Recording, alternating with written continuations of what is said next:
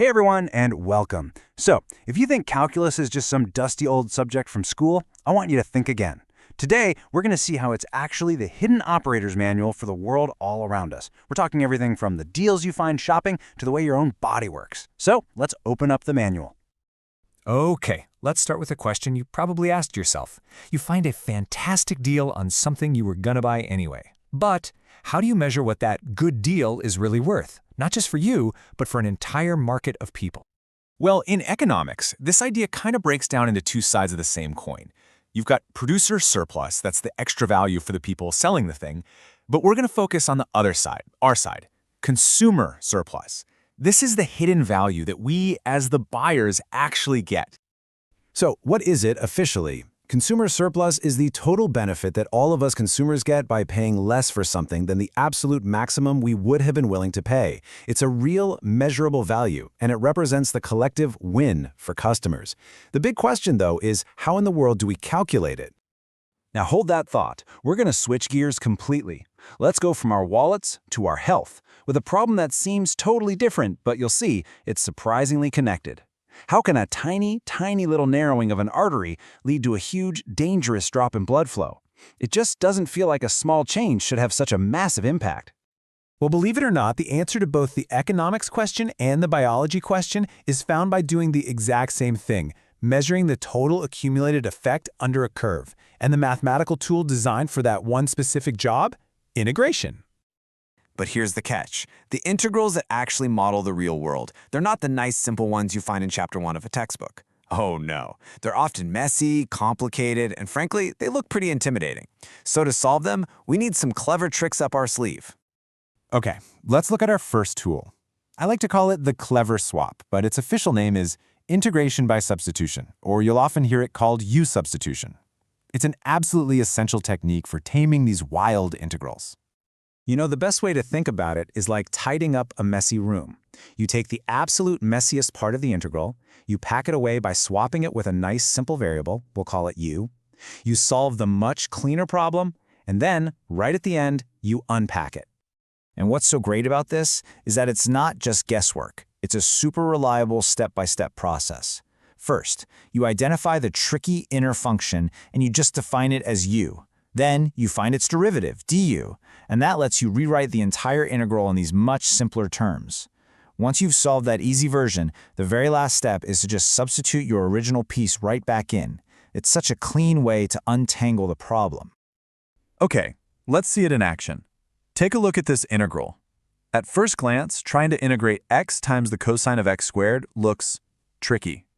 You've got one function, that x squared, literally nested inside another one, the cosine. Well, this is a perfect candidate for our clever swap. We spot the messy part on the inside, the x squared, and we make our move. We just say, okay, let u equal x squared. And would you look at that? After we do the swap and a little bit of algebra, that messy thing on the left transforms into this beautiful, simple expression on the right, 1/2 the integral of cosine of u. Now that is something we can solve in a snap. This is the real magic of this technique. It turns a hard problem into a genuinely easy one. All right, time to add a second tool to our kit. This one is specifically designed for tackling messy fractions. We'll call this one breaking it down, but its formal name is integration by partial fractions. The analogy here is perfect. It's like cooking. Imagine a chef gives you a really complex sauce and asks you to figure out its basic ingredients. That is exactly what partial fractions do. They take one big, complicated fraction and break it down into a sum of simpler, smaller fractions that are way easier to work with, or in our case, to integrate. The key here, again, is that this is a systematic process. This table is basically our recipe book. It shows us that depending on what the bottom of our fraction looks like, whether it has different parts or repeated parts or something more complex, there's a very specific formula for how to break it down into its simple ingredients. And just like our first technique, this one follows a nice, clear procedure. First, you do a quick check to make sure the fraction isn't top-heavy. Then, the crucial step, you factor the denominator to see what its basic building blocks are. Once you know that, you use our recipe book to break it down, and finally, you get to integrate each of those simple little pieces one by one. So, we've got our tools, we know how to handle these messy-looking integrals, now it's time for the payoff. Let's go back to those questions we started with and get some answers. Let's go back to that economics question. Remember, we had a specific demand curve for a product. To find the total consumer surplus, what we need to do is calculate the area under that curve but above the market price. And that requires us to do an integration. And after we set up that integral and solve it, we get a concrete, real-world answer. The total hidden value that all the consumers are getting in this market, that total consumer surplus, is exactly $1,000. That's a real number, uncovered with calculus. Okay, so that's the money question solved. Now, what about our biological problem? How does calculus explain that crazy dramatic effect of a tiny blockage? Well, by integrating the velocity of blood across the entire artery, we can actually derive a formula for the total flow, or what scientists call flux. And the key insight, the whole point of doing the math, comes from this simple but incredibly powerful statement from the source material.